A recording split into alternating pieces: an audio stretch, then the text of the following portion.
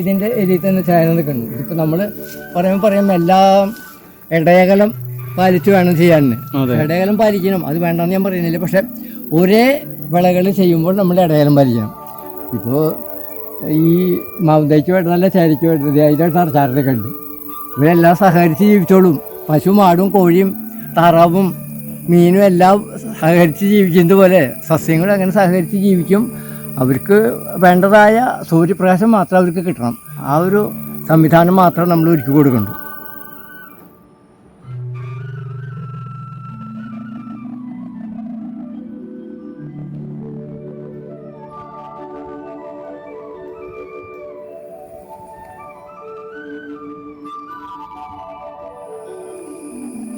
ചേട്ടായി, ഞാനിപ്പോൾ ഇവിടെ വന്ന് ഇപ്പോൾ ചേട്ടൻ്റെ പറമ്പുകളൊക്കെ ഇങ്ങനെ നോക്കിയപ്പോഴേ ഇവിടെ വലിയ കുഴപ്പമില്ലാത്ത രീതിയിൽ കീടനാശിനികളൊന്നും വരാത്ത രീതിയിലേക്ക് നിൽക്കുന്നുണ്ട്. അപ്പോൾ ചേട്ടന് ഇതിനെന്താണ് ഈ കീടനാശിനികൾ ഇതിനെ അകറ്റി നിർത്താൻ വേണ്ടിയിട്ട് എന്താണ് ഇത് ഇവർക്ക് തളിച്ചു കൊടുക്കണ വല്ല ദ്രാവകമായിട്ട് പല സംഭവങ്ങളുണ്ടോ?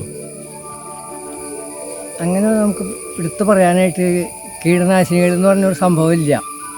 ഇപ്പോൾ ജൈവ കൃഷിയിലായാലും പ്രകൃതി കൃഷിയിലായാലും കാർബൺ ന്യൂട്രൽ ഫാമിങ്ങിലായാലും കീടനാശിനികളൊന്നുമില്ല. കീടങ്ങളെ നമ്മളെ അകറ്റി നിർത്തുക. അവരവരുടെ പാട്ടിന് പോയി അവർ ജീവിച്ചോട്ടെ, നമ്മുടെ വിളകളിലേക്ക് വരരുന്നുള്ള ഒറ്റ ഉദ്ദേശം മാത്രമേ ഉള്ളൂ. അപ്പോൾ താൽക്കാലികമായിട്ട് അവരെ അകറ്റി നിർത്തുക. അതിനുവേണ്ടി കീടനാശിനികൾ എന്ന് നിങ്ങളുടെയൊക്കെ ഭാഷ പറയുന്ന കീടവിരട്ടികൾ എന്നാണ് ഞങ്ങളതിന് പറയാം, അല്ലെങ്കിൽ കീടാകറ്റികൾ എന്ന് ഞങ്ങൾ പറയാം. ആ സാധനങ്ങൾ ഞങ്ങൾ ഉണ്ടാക്കുന്നുണ്ട്. പിന്നെ വളർച്ചാത്വരകങ്ങളായിട്ട്, അതായത് ചില ഇപ്പോൾ ഈ കൃഷിഭവൻകാരുടെയൊക്കെ ഭാഷയെ പറയുകയാണെന്ന് വെച്ച് കഴിഞ്ഞാൽ ഹോർമോൺസ് എന്ന് പറയാം. അങ്ങനെയുള്ള ചില വളർച്ചാത്വരകങ്ങൾ അത് മണ്ണിൽ നമ്മൾ ഉപയോഗിക്കുമ്പോൾ മണ്ണിലുള്ള സൂക്ഷ്മജീവികൾക്ക് മണ്ണിലുള്ളതായ പോഷക മൂല്യങ്ങളെ എളുപ്പത്തിൽ വലിച്ചെടുക്കാനായിട്ട് സഹായിക്കുന്നതായ സൂക്ഷ്മജീവികൾക്ക് വളരാനായിട്ടുള്ള ഒരു സാഹചര്യം അവിടെ സൃഷ്ടിക്കും. അപ്പോൾ അത്തരത്തിലുള്ളതായ ചില സാധനങ്ങൾ നമ്മളിവിടെ ഉണ്ടാക്കുന്നുണ്ട്, അതും ഉപയോഗിക്കുന്നുണ്ട്. അതിലിപ്പോൾ കൂടുതലായിട്ട് ഞാൻ മാത്രമല്ല പല കർഷകരും ഉപയോഗിക്കുന്ന ഇത് സുഭാഷ് പലേക്കർജിയുടെ രീതിയിലുള്ളതായ ജീവാമൃതം, അല്ലെങ്കിൽ ധപോൽക്കർജിയുടെ രീതിയിലുള്ളതായ അമൃതപാനി, അല്ലെങ്കിൽ ഹരിത കഷായം, അങ്ങനെയുള്ള സാധനങ്ങളൊക്കെയാണ് ഉണ്ടാക്കുന്നത്. ഗുണാബ്ജൽ എന്ന് പറയുമ്പോൾ അതൊരു നോൺ വെജിറ്റേറിയൻ ടെക്നിക്കാണ്. ഇപ്പം അതിൻ്റെ വെജിറ്റേറിയനാണ് ഹരിത കഷായം. അതുപോലെ ഗോമൂത്ര കീടനാശിനി, അത്തരം സാധനങ്ങളൊക്കെ ഞാൻ മാത്രമല്ല എന്നെപ്പോലുള്ളതായ ജൈവ കർഷകരെന്നോ പ്രകൃതി കൃഷി എന്നൊക്കെ പറയുന്ന ആൾക്കാരുണ്ടാക്കി ഉപയോഗിക്കുന്നുണ്ട്. അപ്പോൾ അതിൽ നമ്മൾ ഈ പലേക്കറി ഈ മെത്തേഡിൽ പറയുകയാണെന്ന് വെച്ച് കഴിഞ്ഞാൽ വിത്ത് പരിചരണത്തിന് വേണ്ടിയിട്ട് ഒന്ന് ഉണ്ടാക്കും.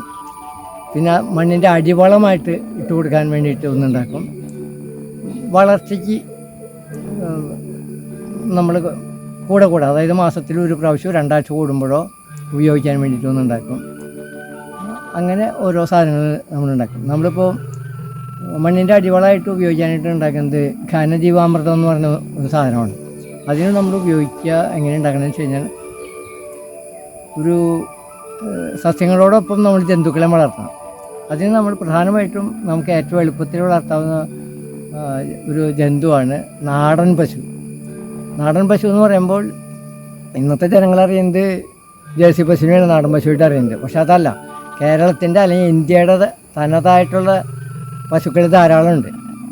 അവർക്കുള്ള പ്രത്യേകത എന്ന് വെച്ച് കഴിഞ്ഞാൽ അവർ നമ്മുടെ കാലാവസ്ഥയെ പ്രതിരോധിച്ച് ജീവിക്കാൻ ഉള്ള ഒരു ശരീരഘടനയാണ് അവർക്കുള്ളത്. ഇപ്പോൾ എത്ര വെയിലത്ത് കൊണ്ട് കെട്ടിയിട്ടാലും ഗിർപശുവൊക്കെ വെയിലിരിഞ്ഞ വെയിലത്ത് വന്ന് നിൽക്കും. അതാണ് ഗിർപശുവിൻ്റെ പ്രത്യേകത. അതുപോലെ നമ്മുടെ വെച്ചൂർ പശുക്കൾ പാല് കുറവായിരിക്കും കിട്ടുന്നുണ്ട്. വെച്ചൂർ പശുവിനൊക്കെ ഒരു 1.5 ലിറ്റർ പാലിൽ 2 ലിറ്റർ പാല് കൂടുതൽ രാവിലെ നമ്മൾ കറന്നാൽ കിട്ടില്ല. അതേസമയത്ത് നോർത്ത് ഇന്ത്യയിലുള്ളതായ ഗിർ, സഹിവാൾ, ലാൽ സിന്ധി, ധാർ പാർക്കർ, കാങ്കരേജ് അത്തരം പശുക്കൾക്ക് പാലും കൂടുതൽ കിട്ടും, ചാണകവും മൂത്രവും കൂടുതൽ കിട്ടും. ഈ പശുക്കളുടെ വളർച്ചയും വളരെ വലുത് തന്നെയാണ്. പക്ഷേ നമുക്ക് കൂടുതൽ ഭൂമിയൊക്കെ ഉള്ള ആൾക്കാർക്ക് അത്തരം പശുക്കളെ വളർത്താം. ഈ പശുക്കളുടെ ചാണകം, ഗോമൂത്രം ഇത് രണ്ടും ഒരു പ്രധാന ഘടകമാണ്. അത് ഉപയോഗിച്ചുകൊണ്ടാണ് ഇപ്പോൾ ഈ പലകൃഷിയുടെ രീതിയിലുള്ളതായ കൃഷി രീതികൾ നടത്തുന്നത്. അതേസമയം ഈ ഒരു ഡോക്ടർ നടരാജൻ ഉണ്ട് തമിഴ്നാട്ടിൽ, കൊടുമുടി എന്ന് പറഞ്ഞ ഒരു ഗ്രാമത്തിലാണ്. അദ്ദേഹം ഒരു അലോപ്പതി ഡോക്ടറാണ്. അദ്ദേഹം പഞ്ചഗവ്യം ഉണ്ടാക്കി എങ്ങനെ സസ്യങ്ങളിൽ ഉപയോഗിക്കാമെന്നുള്ളതിനെക്കുറിച്ച് വലിയ ഗവേഷണങ്ങൾ നടത്തിയിട്ടുണ്ട് ഡോക്ടർ നടരാജൻ. ആ പഞ്ചഗവ്യം ഉണ്ടാക്കുന്നതിനും പറയുന്നത് നാടൻ പശുവിൻ്റെ ചാണകവും ഗോമൂത്രവും പാലും തൈരും നെയ്യും, അങ്ങനെ 5 വസ്തുക്കൾ, പശുവിൽ നിന്ന് കിട്ടുന്നതായ 5 വസ്തുക്കൾ, അതാണ് ഈ പഞ്ചഗവ്യം എന്ന് പറയുന്നത്. അത് ഉപയോഗിച്ചുകൊണ്ട് ഉണ്ടാക്കുന്ന പഞ്ചഗവ്യം ഉണ്ടാക്കുന്നുണ്ട്. ഇപ്പോൾ ഞാനിതിപ്പോൾ ഉണ്ടാക്കാൻ പോകുന്ന ഒരു സാധനമുണ്ട്. അത് ഞാൻ വേണമെങ്കിൽ ഇപ്പോൾ ഉണ്ടാക്കി കാണിച്ചു തരാം. അതിന് പേര് പറയുന്നത് ജീവാമൃതം എന്നാണ്. ഈ ജീവാമൃതം ഉണ്ടാക്കാനായിട്ട് ഇപ്പോൾ ഇതൊരു 200 ലിറ്റർ ബാരലാണ്. ഈ 200 ലിറ്റർ ബാരലിൽ നമുക്ക് ഒരു 200 ലിറ്റർ ഉണ്ടാക്കാൻ, 200 അല്പം കൂടുതലും ഉണ്ടാക്കാൻ വരും. 250 ലിറ്ററിൻ്റെ ബാരലാണെങ്കിൽ കുറച്ചും കൂടി നന്നായിരുന്നു. പക്ഷേ എൻ്റെ ഇപ്പോൾ 200 ലിറ്ററിൻ്റെ ഉള്ളൂ. അപ്പോൾ അതിനു വേണ്ടി നമ്മൾ ഉപയോഗിക്കുന്നത് 10 കിലോ നാടൻ പശുവിൻ്റെ ചാണകം, 10 ലിറ്റർ നാടൻ പശുവിൻ്റെ ഗോമൂത്രം, 2 കിലോ പയറുപൊടി. പയറുപൊടി എന്ന് പറഞ്ഞു കഴിഞ്ഞാൽ നമുക്ക് ഏത് ഇരട്ടപ്പരിപ്പുള്ള പയറുവർഗ്ഗങ്ങൾ നമുക്ക് ഉപയോഗിക്കാം. അതിൽ നമ്മൾ കപ്പലണ്ടി ഉപയോഗിക്കാറില്ല, കാരണം അതൊരു എണ്ണവിളയാണ്. അതുകൊണ്ട് നമ്മൾ കപ്പലണ്ടി ഉപയോഗിക്കാറില്ല. അപ്പോൾ നമുക്ക് കടല ഉപയോഗിക്കാം, നമ്മൾ കറിക്ക് ഉപയോഗിക്കുന്നതായ വൻപയർ ഉപയോഗിക്കാം, ചെറുപയർ ഉപയോഗിക്കാം, ഉഴുന്ന് ഉപയോഗിക്കാം, മുതിര ഉപയോഗിക്കാം. അപ്പോൾ അതിൽ ഏതിനാണ് വില കുറവെന്ന് വെച്ച് കഴിഞ്ഞാൽ നമ്മൾ മാർക്കറ്റിലെ വില നോക്കിയിട്ട് ആ വില കുറവുള്ള സാധനം നമ്മൾ വാങ്ങിച്ചാൽ മതി. അത് ഏറ്റവും നല്ലത് അതിനെ നമ്മൾ മുളപ്പിച്ച് അരച്ചെടുക്കുന്നതായിരിക്കും. ഇന്നിപ്പോൾ പറഞ്ഞു കഴിഞ്ഞാൽ പ്രായോഗികമല്ല, അതുകൊണ്ട് ആരും ചെയ്യില്ല. അപ്പോൾ അതുകൊണ്ട് നമ്മൾ സാഹചര്യങ്ങൾക്ക് അനുസരിച്ച് ചെറിയ മാറ്റങ്ങൾ വരുത്താമെന്ന് പറഞ്ഞാൽ അതിനെ നമ്മൾ മില്ലിൽ കൊടുത്ത് പൊടിച്ച് പയർ പൊടിയായിട്ട് ഉപയോഗിക്കാം. പിന്നെ നമുക്ക് വേണ്ടത് 2 കിലോ ശർക്കരയാണ്. ഈ ശർക്കര നമ്മൾ വാങ്ങിക്കുമ്പോൾ വളരെയധികം ശ്രദ്ധിക്കണം. നമ്മളെല്ലാവരും കാണുമ്പോൾ വെളുത്ത ശർക്കര നല്ല ഭംഗിയുണ്ട് എന്ന് വെച്ചിട്ട് അത് വാങ്ങിക്കും. അത് വാങ്ങിക്കരുത്, കാരണം അതിൽ ചുണ്ണാമ്പിൻ്റെ പെർസെൻറ്റേജും കെമിക്കൽസിൻ്റെ പെർസെൻറ്റേജും ധാരാളമുണ്ട്. വളരെ കാലം കേടുവരാതിരിക്കും. അതേസമയം നമ്മൾ കറുത്ത ശർക്കര വാങ്ങിക്കാം. ആ ശർക്കര ഇപ്പോൾ കടകളിലൊക്കെ വാങ്ങിച്ച് വെച്ചിട്ടുണ്ടെങ്കിൽ അവിടെ നിന്ന് വെള്ളം ഒലിച്ചു തുടങ്ങിയ ശർക്കര ചെയ്യുമ്പോൾ മതി, നമുക്ക് കുഴപ്പമില്ല. നമുക്ക് ആ ശർക്കര ഉപയോഗിക്കാം. അതിൻ്റെ കൂടെ നമ്മുടെ കൃഷിയിടത്തിൽ തണൽ ഭാഗത്തുള്ളതായ ഒരു പിടി മണ്ണും, ഇത്രയും സാധനങ്ങളാണ് വേണ്ടത്. പിന്നെ നമുക്ക് ഈ ഡ്രം നിറയെ വെള്ളം.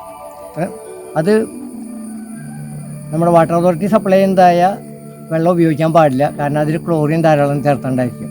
അപ്പോൾ നമ്മൾ കഴിയുന്നത് കിണർ വെള്ളം തന്നെ ഉപയോഗിക്കണം. അപ്പോൾ ഞാൻ ഇന്നലെ ഉണ്ടാക്കാൻ വേണ്ടി ഇവിടെ കൊണ്ടുവന്ന് വെച്ചിട്ടുണ്ടായിരുന്നു. ഞാൻ